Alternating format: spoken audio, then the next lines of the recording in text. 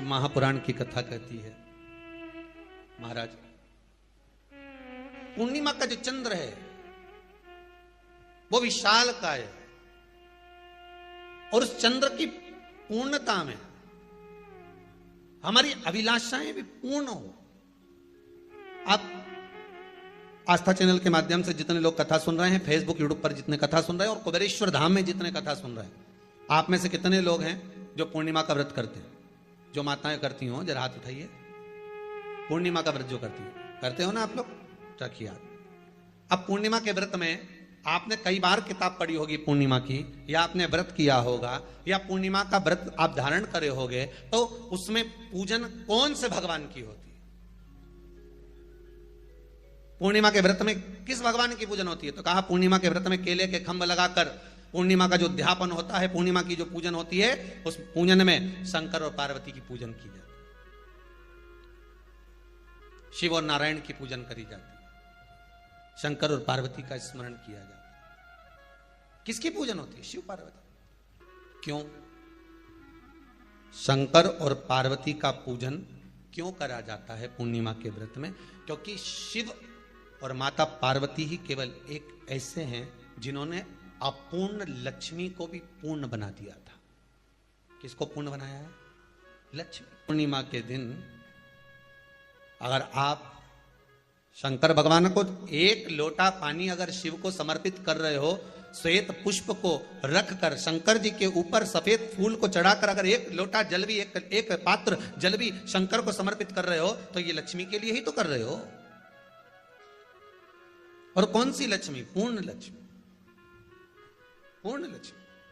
आपको पहले भी कथा में कहा, एक बार भगवान विष्णु के सामने लक्ष्मी मैया ने बहुत तेज स्वर में कह दिया था, नारायण, दुनिया के लोग आपका नाम जपते हैं, दुनिया के लोग नारायण नारायण कहते हैं, दुनिया के लोग आपका भजन करते हैं, और सत्य मायने में कहूं ना तो मेरे बिना दुनिया के लोगों की नहीं चल सकती, मेरे बिना दुनिया नहीं चल सकती, संसार मेरे बिना नहीं चल सकता। भगवान विष्णु ने कहा, यह तो गलत है लक्ष्मी आपका कहना। एक दिन लक्ष्मी को अहंकार आ गया, अहंकार के संबोधन जब माता लक्ष्मी करने लगी तो भगवान उसी समय पर भगवान विष्णु को क्रोध आ गया और भगवान विष्णु ने कह दिया, लक्ष्मी तू इतनी बड़ी बड़ी बात कहती है कि तेरे बिना नहीं रह सकती संसार? मैं तुझे कहता हूं लक्ष्मी, तू अपूर्ण है। तू अपूर्ण है, तू पूर्ण कब हो गई?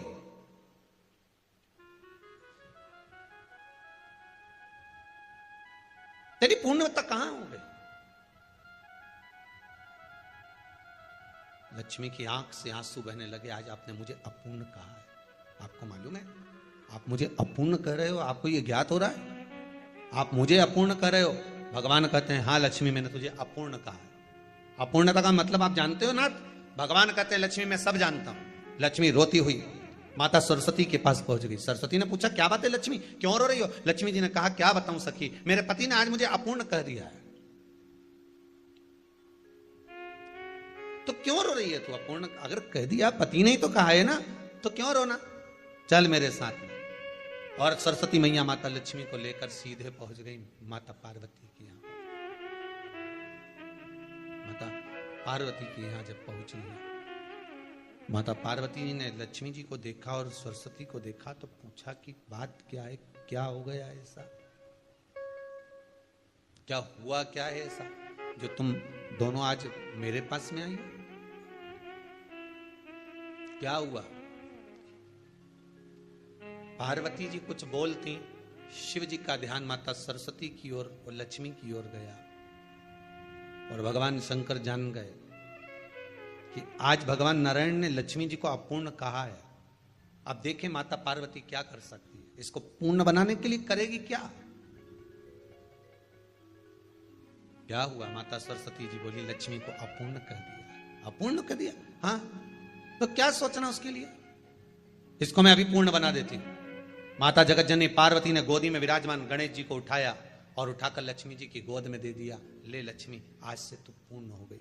लक्ष्मी आज से तू पूर्ण है। गोदी में जब तक संतान नहीं है तो नारी को लोग अपूर्ण समझते हैं, पर माता पार्वती जी ने संपूर्ण ब्रह्मांड में एक सिद्धता प्रदान कर दी कि अपने गोदी के लाल को, अपने गोदी के पुत्र को माता ने लक्ष्मी की गोद में देकर लक्ष्मी को पूर्ण बना दिया। वो दिन कौन सा था? पूर्णिमा का दिन, लक्ष्मी को पूर्ण करने का दिन, पूर्ण करने का। केवल अमृत ही नहीं बरसता, पूर्णिमा के दिन लक्ष्मी भी बरसती है। पूर्णिमा के कितने व्रत होते हैं? बोलते जाओ, जरा जल्दी जल्दी बोलो। पूर्णिमा के नारियों को, स्त्रियों को अखंड सौभाग्य के लिए, जो नारी वैधव्य नहीं होना चाहती है, उस नारी को पूर्णिमा के कितने व्रत करना चाहिए? जिस नारी के यहाँ संतान नहीं हो, औलाद नहीं हो, उसको पूर्णिमा के कितने व्रत करना चाहिए? जिस नारी का पुत्र, पति बहुत बीमारी से ग्रसित हो, लग रहा हो कि ये मेरा बेटा बहुत बड़ी बीमारी में घिरा हुआ है, तो नारी को कितने व्रत करना चाहिए? स्वयं भगवान कृष्ण ने माता यशोदा को द्वापर में भी बताया है कि पूर्णिमा के 32 व्रत होते हैं। कितने व्रत होते हैं? 32। हम भगवान कृष्ण यशोदा रानी को, माता यशोदा जी को भी बता रहे हैं 32 व्रत। अब आपको किसी ने बता दिया होगा कि 8 कर लो, 7 कर लो, 6 कर लो, 12 कर लो, इसलिए आपने बोला कि 12 कर लीजिए, 32 कर लीजिए। अरे यहां तो द्वापर की कथा भी कहती है। यशोदा जी ने एक बार भगवान कृष्ण को रोक कर कह दिया, ए कन्हैया रुको। कन्हैया बोले, बोलो मां क्या बात है? कन्हैया जरा रुकिए, इधर आओ जरा। भगवान कृष्ण आए। हाँ मां बोलिए। जगह का प्रसंग है ये, जिस समय पर राधा रानी कुरुक्षेत्र में नंद बाबा और यशोदा जी को लेकर कुरुक्षेत्र के कुंड में, ब्रह्म सरोवर में स्नान कराने के लिए लेकर जाती है, ग्रहण का समय पर।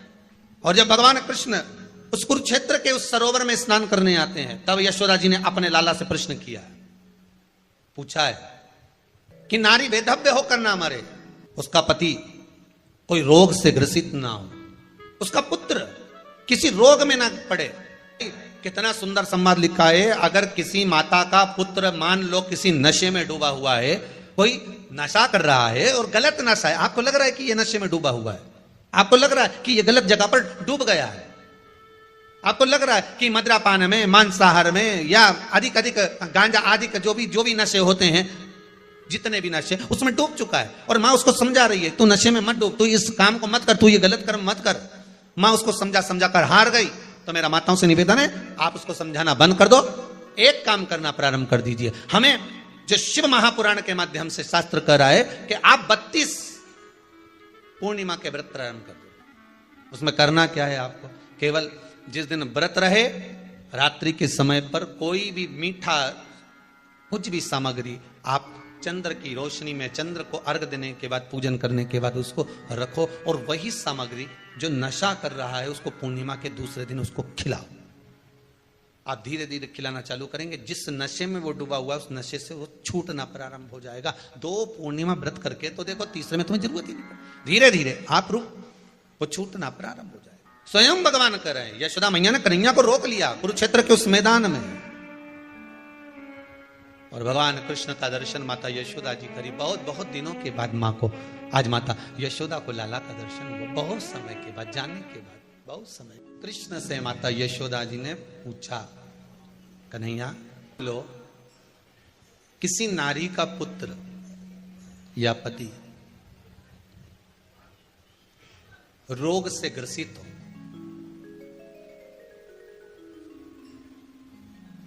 उसके पति की या पुत्र की आयु थोड़ी सी हो,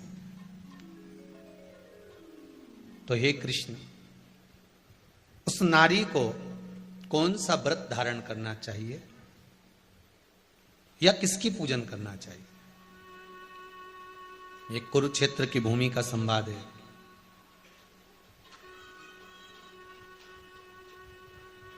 भगवान कह रहे हैं, मां, अगर नारी अपने पुत्र और अपने पति के लिए, उसकी उम्र की वृद्धि के लिए, रोग मुक्ति के लिए, विश्व के ताप को कम करने वाले चंद्रदेव की आराधना, पूर्णिमा के व्रत को धारण करती है, तो नारी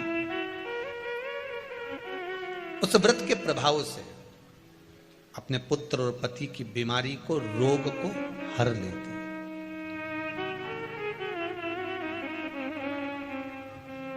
रोग का हरण कर लेती।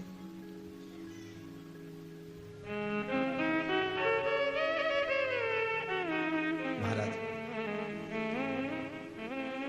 जो बच्चा बुद्धि से विकलांग हो, विद्या में कमजोर हो, परीक्षा हॉल में पेपर देते समय भूल जाता हो, वे एक काम ना करता हो, तो निवेदन है किसी भी पूर्णिमा की रात्रि को 12 बजे गाय के, गौ माता देसी गाय के जो 4 थन होते हैं, उन 4 थन में से जो आगे के थन होते हैं, 2 पीछे की ओर होते हैं, 2 आगे की ओर होते हैं, तो जो आगे के 2 थन है, उस थन का दूध निकलवा लिया जाए और उस दूध का कोई भी मीठा पदार्थ बनाओ तो ठीक है, ना बनाओ तो उसी दूध में शक्कर मिलाकर पूर्णिमा की रात्रि को, जो विवेक से कमजोर हो, बुद्धि से कमजोर हो, या याद करा हुआ सब भूल जाते हो, या आपके लिए भी है कोई चीज रखते हो भूल जाते हो, विवेक याद नहीं रहता, बुद्धि में इतना प्रबल बल नहीं आ पाता, याददाश्त कमजोर होती चली जा रही, तो किसी भी पूर्णिमा की रात्रि को 12 बजे गाय के आगे के 2 थन का दूध, उसमें कोई पदार्थ, शक्कर, गुड़ कुछ भी मिलाकर भगवान के चंद्रदेव की साक्षी में उसको पिला दिया जाए। महाराज, बार बार पिलाने की जरूरत ही नहीं पड़ेगी, एक ही बार में काम कर जाएगा और विवेक पूर्ण तरह से कार्य करने लगेगा। इसी गाय के आगे के 2 थन का दूध बड़ा प्रबल होता है। पूर्णिमा की रात्रि को 12 बजे उसका प्रयोग किया जाए। दूध को निकाल लो शाम के समय, रात्रि के समय ग्वाले से कहकर, जिसके यहाँ पर देसी गाय हो वहां निकलवा कर उसको रखा जाए, उसका पान करा जाए। रोग बीमारी में प्रबलता, तो मां यशोदा जी जग कल्याण के लिए पूछ रही है। जब देवता 33 कोटि देवता उस चंद्र के इंतजार में रहते हैं कि ये चंद्र प्रबल होगा, तब जाकर ये चंद्र यहां पहुंचेगा, तब जाकर हम मंथन करेंगे, तब जाकर वो अमृत मिलेगा, और उस अमृत को देवता धारण करेंगे तो वो आनंद पा जाएंगे। हम क्यों एक एक पूर्णिमा छोड़े? एक एक पूर्णिमा के महत्व को जानिए। कोई पूर्णिमा साधारण नहीं है, कोई प्रदोष साधारण नहीं है, कोई शिवरात्रि साधारण नहीं है। 12 महीने शिवरात्रि पड़ती है, 12 महीने में प्रदोष पड़ते हैं, उसका महत्व ही नहीं जान पाते। कौन से प्रदोष पर क्या करना है, कौन सी पूर्णिमा को क्या धारण करना है, कौन सी शिवरात्रि पर। कई लोगों को तो यहां तक नहीं मालूम था कि भाई श्रावण के महीने में भी शिवरात्रि आती हो, तो बस लोगों के कि शिवरात्रि का पूजन हुआ, तो उसका स्मरण क्यों छोड़े हम? अगर ये वेद और शास्त्र ब्राह्मणों को दिए गए हैं, ये वेद और शास्त्र विद्वज्जन को दिए गए हैं, तो इसका स्मरण होना चाहिए कि हम निकाल कर जनमानस तक ये चीज पहुंचाएं कि हमें इस दिन ये पूजन करना है, उसका स्मरण होना चाहिए। भगवान कृष्ण से यशोदा जी ने पूछा तो भगवान कृष्ण ने कहा, मां, पूर्णिमा का व्रत अगर नारी 32 पूर्णिमा धारण कर लेती है तो वो नारी बेतव्य होकर नहीं जाती। पर आप लोग व्रत जो करते हो ना, जो भी व्रत आप लोग उठाते हो, सोमवार का व्रत जैसे किसी माता जी ने उठा लिया और वो उठाने के बाद, हम तो शादी नहीं हुई थी ना जब भी सोमवार व्रत करते थे, अब शादी हो गई अभी भी हम सोमवार का व्रत कर रहे हैं, करे जा रहे हैं, और उसका कोई उद्यापन नहीं करा, कोई संकल्प नहीं लिया गया कि मैं 5 करूंगी कि 16 करूंगी कि 25 करूंगी कि 31 करूंगी कि 21 करूंगी। इसलिए पूर्णिमा व्रत का विधान में कहा गया कि 32 पूर्णिमा का पहला संकल्प होना चाहिए, उसके बाद आपकी 32 पूरी हो जाए, फिर आप दूसरे और व्रत कर लो, फिर 32 कर लो, फिर 32 कर लो, पर उसमें पूर्णता का भाव। अभी तक किसी के सोमवार और गुरुवार और शुक्रवार के व्रत ही पूर्ण नहीं हुआ, अभी तक चल रहा है, अभी तक चल रहे हैं। हम तो सोमवार का व्रत करते हैं, हम तो शनिवार करते हैं, अब शनिवार करते करते 4 साल हो गए, 6 साल हो गए, 5 साल हो गए। भगवान को तो थोड़ा बहुत खिला पिला के उनको एक बार तो विश्राम दे। भगवान भी मन में सोच रहे अब तो निपटेगी तभी छोड़ेगी। कोई भी व्रत आप करो, उस व्रत का एक संकल्प, एक नियम कि मैं इतने व्रत करूंगी, ये मेरा नियम। जैसे नवरात्रि के 9 दिन मैंने करे, व्रत धारण करे, 10वें दिन उसको छोड़ दिया। अब तुम तो सोच कर बैठी कि ये मैं 9 दिन धारण कर लूंगी, ने एक दिन बाद एकादशी पड़ रही है तो 10वें के दिन कौन छोड़े, दशहरे का भी व्रत ये भी कर लूं, 11 भी पूरी कर लूं, उसके बाद प्रदोष भी कर लूं, और प्रदोष के बाद में मैं फिर जो द्वादशी पड़ी, 12 पड़ी वो कर पुरा के इसके बाद ही छोड़ूंगी। थोड़ा सा जिस व्रत को उठाया गया, जिस व्रत का नियम लिया गया है, उस व्रत का प्रदान कर कर फिर उसको थोड़ा सा भाग प्रदान कर कर हमने ये व्रत पूर्ण कर लिए। भगवान हमारा ये व्रत आपकी कृपा से, हे विश्वनाथ, हे शंभु, हे त्रिकालदर्शी, हे कैलाशी, मेरी 26 एकादशी आज पूर्ण आपकी कृपा से हुई है, इसलिए मैं उद्यापन कर रही हूं, आपकी कृपा से कर रही हूं। उसके बाद फिर उठाऊंगी, फिर कर लूंगी, पर आज मैंने पूर्णता का भाव लिया। उद्यापन नहीं करो तो किसी विद्वान ब्राह्मण को घर में बुलाकर अभिषेक पूजन करा लो, उसको भोजन करा दो, दक्षिणा अधिक प्रदान कर कर उसको विदा कर दो, उसमें भी सुख का भाग। कितनी पूर्णिमा जम के बोल दो, 32 पूर्णिमा। कौन कर रहे हैं? भगवान कृष्ण। किसको कर रहे हैं? माता यशोदा को। किसने ये व्रत धारण किया? तुम्हें कुछ मालूम है किसका होता है ये व्रत? भगवान कृष्ण ने कहा ये शंकर और पार्वती का व्रत है। किसका व्रत है? शिव और पार्वती का। पूर्णिमा का व्रत शंकर और पार्वती का व्रत है। तो कोई कहे कि ये तो भगवान कृष्ण का व्रत है, तो ये तो कृष्ण भगवान तो द्वापर में आए हैं, पर पूर्णिमा का व्रत तो स्वयं माता पार्वती जी ने भी धारण करा है। जिस समय पर कार्तिकेय महाराज को गंगा मैया प्रकट कर रही थी और तारकासुर का जब संहार करना था, तब माता पार्वती ने शंकर जी से पूछा था कि तारकासुर को मारने के लिए आपके पुत्र की जरूरत है, आपका पुत्र प्रकट कैसे होगा, क्योंकि आप तब साधना में लगे रहते हो। भगवान कहते हैं चिंता मत कर, तू एक काम कर, पूर्णिमा व्रत को धारण कर। मां पार्वती भी जिस व्रत को धारण करी है, तो कोई ये द्वापर का व्रत है? यहां तो शास्त्र कह रहा है कि कोई भी अगर आप प्रसंग धारण कर रहे हो, कोई भी आप नियम धारण कर रहे हो, कोई भी आप व्रत धारण कर रहे हो, या आप किसी भी तरह का पुण्य भाग धारण कर रहे हो, तो उसमें जड़ की मूलता होना चाहिए। जड़ कहां? केवल पूर्णिमा का व्रत कोई केवल द्वापर का नहीं है, केवल त्रेता का नहीं, ये तो सतयुग के भी आगे का निकल चल, ना जाने कितने सतयुग, कितने त्रेता, कितने द्वापर हुए, तब से चला। नैनों में नंबर बढ़ते चले जा रहे हो, चश्मा उतर नहीं रहा हो, दूर का नहीं दिखे, कहीं किसी को पास का नहीं दिखे, रहते हैं। उसके लिए तुलसी की जो डंडी होती है, तुलसी जैसे बेलपत्र की जो ये डंडी है, ऐसे ही तुलसी का जो पत्ता होता है, उस पत्ते की जो डंडी होती है, उस डंडी को चंद्रमा को देखा जाता है।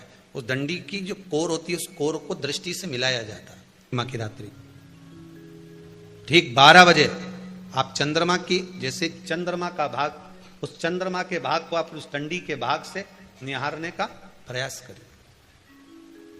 मार घर में आई है, घी का दिया लगाई है, उस घी के दीप को लगाने के बाद पूर्णिमा के दिन उस पर एक प्लेट थोड़ी तिरछी कर रख दो, जिससे उसकी कालोच काई की, उस दीप की, घी के दीप की कालोच उस प्लेट पर आ जाए। थोड़ी सी कालोच ले लीजिए, 5-10 मिनट में आ जाएगी। उसको गाय के घी में मिलाकर आंखों में सुरमा लगाकर रात्रि को सो जाइए। 3 दिन बाद आप महसूस करेंगे कि नेत्र की ज्योति बढ़ना प्रारंभ हो रही है। अब इस प्रयोग को करने में कोई धन लगा तुम्हारा? अरे बोलो तो सही, कोई दौलत लगी तुम्हारी, कोई संपदा, या फिर तुमने सियोर वाला महाराज के लाके खूब बटोर के दे दिया, कुछ लगा? नहीं। तुम करोगे, लाभ तुम्हें मिलेगा। ये जितनी पूर्णिमा के व्रत हैं, जितने 12 महीने जो पूर्णिमा पड़ती है, पूनम पड़ती है, ये भले दुनिया के लोग कहते हैं कि ये भगवान राधा और कृष्ण से संबंध, हम और कृष्ण से संबंध रखते हैं, पर इनका यदि सही संबंध समझा जाए, इनके सही संबंध का यदि स्मरण करा जाए, इनके सही संबंधों का यदि वर्णन किया जाए, तो शिव और चंद्रमा के जो मिलन का केंद्र बिंदु है वही पूर्णिमा है। केवल एक पूर्णिमा वहीं तक नहीं रही कि भगवान कृष्ण और राधा जी ने रास किया, केवल वहीं तक उसकी सीमितता नहीं है। बात ध्यान रखिएगा, यदि काया का रोग हो गया, मान लो शरीर कहीं से सफेद पड़ रहा है, कहीं से काला पड़ रहा है, शरीर में से खाल की फुकड़ी निकलना प्रारंभ हो गई हो, शरीर में काले काले चट्टे पड़ना चालू हो गए हो, या कोई विशेष रोग हो गया,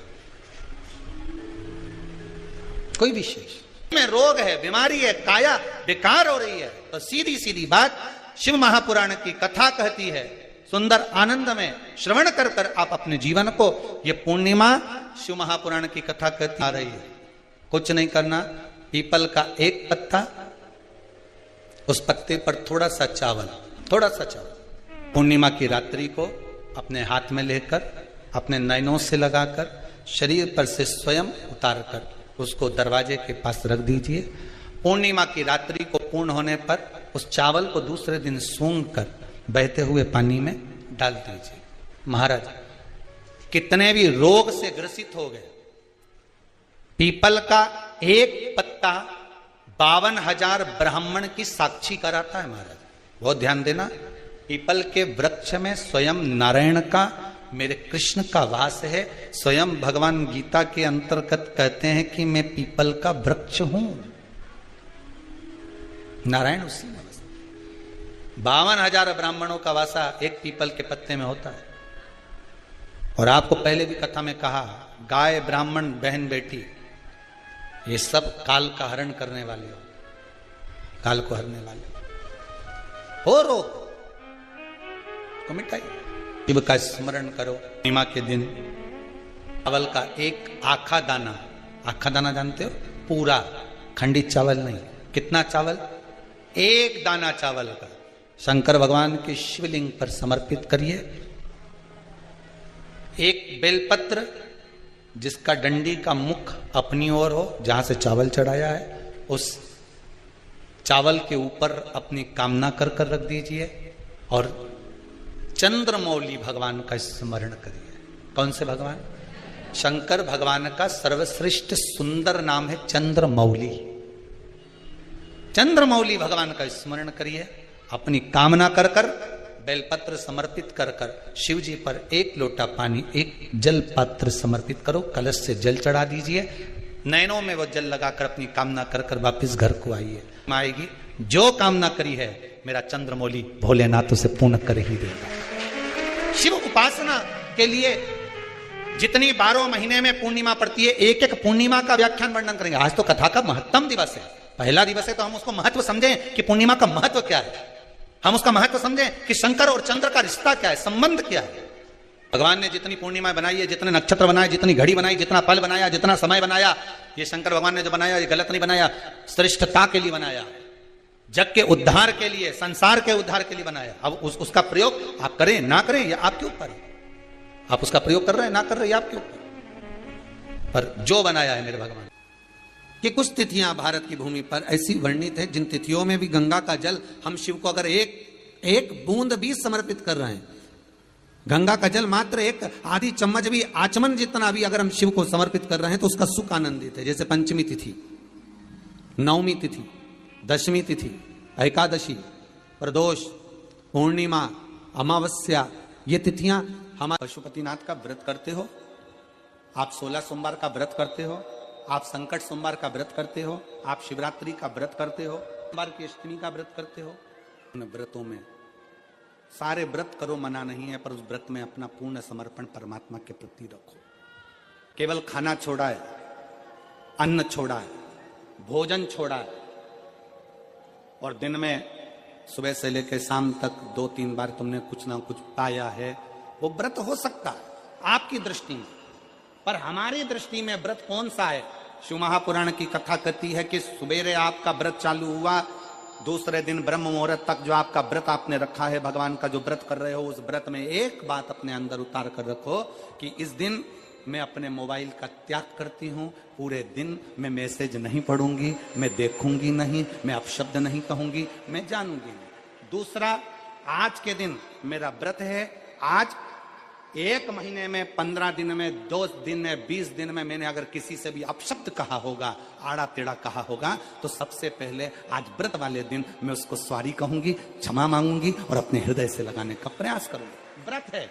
व्रत का तीसरा अंश, आज मेरा व्रत है, मैं आज के दिन किसी को भी अपशब्द नहीं बोलूंगी, किसी के लिए आड़ा टेढ़ा नहीं बोलूंगा, आज जितना बन सकेगा मैं सात्विक जीवन जीऊंगा। चौथा, आज मेरा व्रत है, आज के दिन मैं झूठ नहीं बोलूंगी, ना झूठ बोलूंगा सुबह से लेकर शाम तक। और 5वां, आज व्रत वाला दिन है, जितना फलार मैं करूंगी उसका पैसा जोड़ूंगी कि 15 रुपए का मैंने साबुदाना खाया, 10 रुपए का बटाटा खाया, ये खाया वो खाया, सारा हिसाब लगाकर 55, 60, 70 रुपए जितने होते हैं उसमें से एक अंश निकालकर मैं उसका एक भाग किसी गौशाला में जाकर गाय को चारा जरूर दूंगी। आपका व्रत, आपकी साधना, आपका तप, आपका बल आप कैसा कर रहे हैं? केवल भूखे रहने पर भगवत पद की प्राप्ति नहीं होती। शिव महापुराण की कथा कहती है कि भूखे रहने से भगवान की प्राप्ति नहीं होती। शिव पुराण की कथा कहती है भगवान को पाने की भूख बढ़ाने से भगवान की प्राप्ति होती है। भीतर से परमात्मा को पाने की भूख बढ़ाइए, भगवान को पाने की भूख बढ़ाओ भीतर से।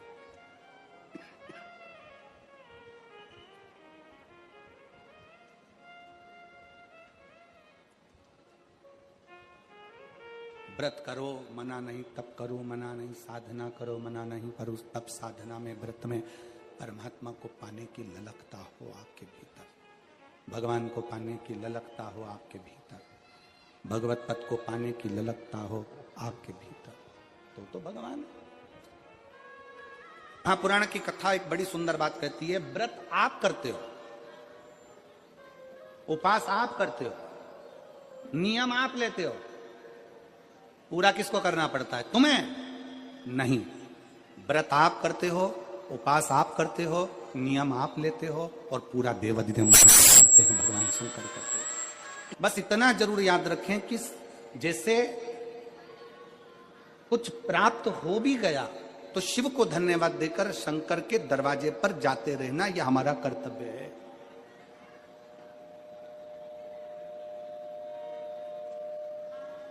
एक बहन जी ने पत्र लिखा था कल।